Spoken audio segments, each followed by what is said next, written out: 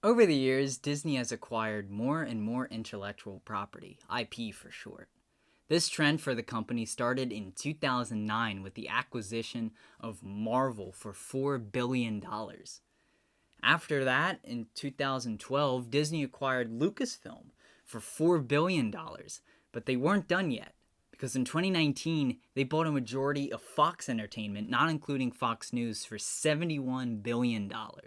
So obviously, Disney is no stranger to collaboration, and building a strong relationship with other master storytellers is something Disney has done brilliantly. In the past, Disney had a strong connection with George Lucas. But what was once a collaboration has now become Disney's property, and that's Lucasfilm. When Star Tours opened in 1987 at Disneyland and in 1989 at Disney MGM Studios, this was a rare IP that represented in the parks that Disney actually didn't own. So let's take a look at some other instances where non-Disney IP have shown up in the parks. This video is brought to you by Rogue Energy. When I'm up in my room editing, writing, or gaming, I love to have a good drink with me. It keeps me focused and relaxed. Rogue Energy is absolutely my go-to drink. It is much healthier than any other energy drink. It has 0 sugar, it is gluten-free, and paleo-friendly. They have 16 delicious flavors available like Radiant Rush, Rocket Pop, Sour Candy, Grape Popsicle, and many more. Rogue also has hydration available with flavors like Fruit Punch, Rainbow Candy, and Strawberry Bubblegum. Head on over to rogueenergy.com to get your energy or hydration drinks, starter kits, or shaker cups, and use code BBDIZ10 for 10% off your entire order. Thank you to Rogue Energy, and again, use code BBDIZ10 for 10% off your entire order. Now, let's get back to the video. If you are anywhere near my age, there is no way you don't love the Teenage Mutant Ninja Turtles. TMNT have had many different shows and movies over the years, but the height of their popularity was easily in the early 90s. In March 1990, the Teenage Mutant Ninja Turtles movie was released at theaters. The Jim Henson Creature Shop supplied the costumes for the Turtles and for Splinter. The technology in the suits, known as the Henson Performance Control System, was revolutionary in the puppetry world. The Creature Shop also supplied costumes for the sequel. And to promote the film, Disney acquired the theme park rights to the characters for a short time after the release of the film in the 90s. The Turtles first appeared on July 1st, 1990. The Teenage Mutant Ninja Turtles could be seen at Disney MGM Studios and were performed at Stage Show on New York Street on the streets of America. They would arrive in the party wagon, perform the show, and then do a meet and greet with guests. The stage show was nothing special. All it really was were the Turtles dancing to their theme song, with some karate in it. The Teenage Mutant Ninja Turtles look great in the parks. These costumes look just like the cartoons and were made incredibly well, so the performers were able to do karate moves in them during the show. Many fans were happy to be able to finally meet the Turtles in the park, and some still have their signatures, which are now very, very rare.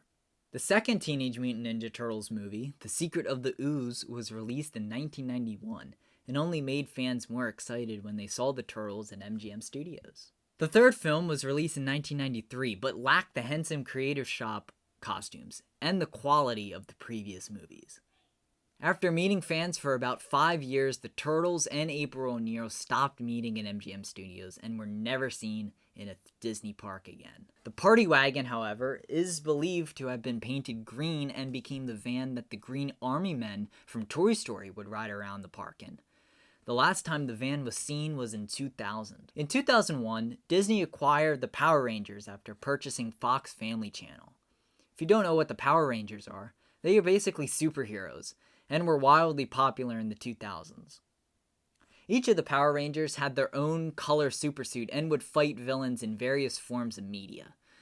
Disney didn't really like the franchise being in their control and considered canceling the shows multiple times, but never really could because of their popularity. So due to them being popular, it didn't take long for the Power Rangers to be introduced in Disney World for guests to meet. And I know technically this is a Disney property since they bought them, but when they were created, it was not under the Disney umbrella. And they aren't under the Disney umbrella anymore. So at the time, Power Rangers SPD was the show that was airing new on Toon Disney, so the suits from SPD were what the Power Rangers wore in the park. But each year, a Ranger would receive a new suit based on the new show. In 2005, the Power Rangers were added to the Disney Stars and Motorcars Parade. This was a parade that ran in MGM Studios from 2001 to 2008 and featured different Disney characters riding around the parade route in different themed cars. The Power Rangers' car was decorated to have the Thunderbolt from the show's logo. The car would carry a Power Ranger from the current season, and the other Rangers from other seasons walk the parade route on foot. Other times throughout the day, the Power Rangers would park their car right outside of the entrance to Lights Motors Action and meet and greet guests. Although Disney Stars and Motorcars Parade ended in 2008, the Power Rangers continued to drive their car around the park and meet fans for 2 more years until 2010, when Disney sold the franchise back to its original owners. August 7, 2010 was the last time the Power Rangers were seen at a Disney park. R.L. Stine is the author of the very popular book series Goosebumps, but he is also a huge Disney fan. Goosebumps is actually the second highest selling book series of all time, only beaten by Harry Potter. So when Disney decided they wanted to bring more attractions to appeal to an older audience, the Goosebumps franchise was a no-brainer. R.L. Stine was ecstatic to bring Goosebumps to the Disney parks, and has said it was a big thrill for him to have a show at Disney. Goosebumps HorrorLand Fright Show opened on October 8, 1997. At the beginning of the show, Amazo, the magician, begins his magic act. He calls up 2 kids to assist him with a trick. He successfully pulls off the trick, and he tries another. For this trick, he has the kids step into a box, and then you hear them scream. Amazo opens the box again to reveal Slappy. Amazo's magic show devolves into chaos as a bunch of Goosebumps characters invade the stage, including Curly the Skeleton, Prince Koru, and Cuddles the Hamster. Just as Slappy and the rest of the monsters are about to take the audience as their slaves, the Executioner shows up with 2 other monsters. They scare Slappy and his friends away and then reveal themselves to be Amazo and the kids from the beginning of the show. Also at the end of the show, Amazo mentions the Goosebumps Funhouse. The Funhouse was a maze where guests had to make it through without getting lost or scared by the Goosebumps characters. What a bizarre show and attraction. Both of these experiences were on the streets of America and were heavily promoted at the time. Unfortunately, the original Goosebumps series was coming to an end, and R.L. Stine was writing the new series, but it had not come out yet. Due to the strangeness of the show in the maze, and also due to the Goosebumps series being in a transition period, the Goosebumps HorrorLand Fright Show and Funhouse was only open for a year before closing after the 1998 Halloween season. What comes to mind when I say the name Barbie? The Oscar-nominated film? The countless direct-to-DVD movies? The Toy Story characters? For me, I think of the weird Epcot show. In 1993, the Magical World of Barbie opened. This was a stage show that took place in the American Pavilion at the American Gardens Theater. Prior to this show, the American Gardens Theater did not have the covered stage and seating like it does now. The theater was renovated because of this show. Over 300 women auditioned for the role of Barbie. The first version of the show opened during the Thanksgiving season of 1993 and closed after 1 day of rewrites. The show featured moving vehicles, and of course, Barbie, Ken, and Barbie's friends. During the show, Barbie traveled around the world, including stops in Australia, Paris, and Africa. At the end of the show, pyrotechnics went off and doves were released into the air. Also, throughout the day, Barbie would ride around Epcot in a limo that was painted pink and occasionally meet and greet guests. This limo and show are featured in the Barbie Birthday Party at Walt Disney World Epcot 94 VHS.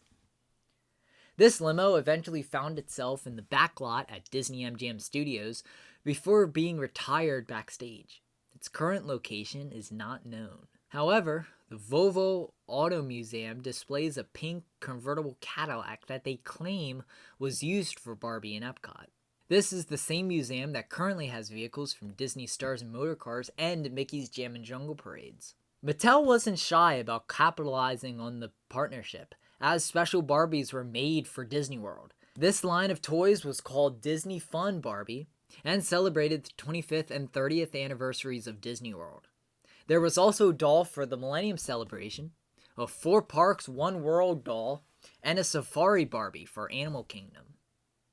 Although Barbie was popular with guests, the show only ran for 1 year before closing in May 1995.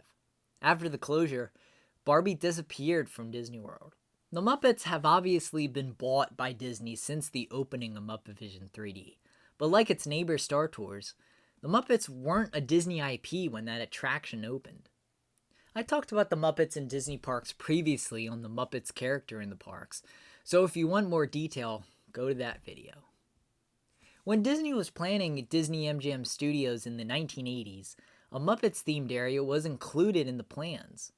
The Muppet Studios would have been home to Muppavision 3D, the Great Muppet Movie Ride, a spoof on the Great Movie Ride, the Hard Luck Cafe, the Great Gonzo's Pandemonium Pizza Parlor, and the Swedish Chef's Video Cooking School. Jim Henson loved the idea of having the Muppets in Disney and even was in talks to sell the Henson Company to Disney before he unexpectedly died in 1990. However, the 2 attractions that did open after Jim Henson's death were Muppavision 3D, which is closing on June 7, 2025 to make way for Monstropolis and is rumored to be preserved in some way still at Hollywood Studios, possibly near the new Electric Mayhem roller coaster. And the other one was called Here Come the Muppets. Here Comes the Muppets was a stage show in the now Voyage of the Little Mermaid Theater, where Kermit and the rest of the Muppets put on a variety show. The show is well known for including the short-lived walk-around Muppet characters and the moment when the Electric Mayhem crashes the monorail into the stage. A few things from Here Comes the Muppets were repurposed over the years.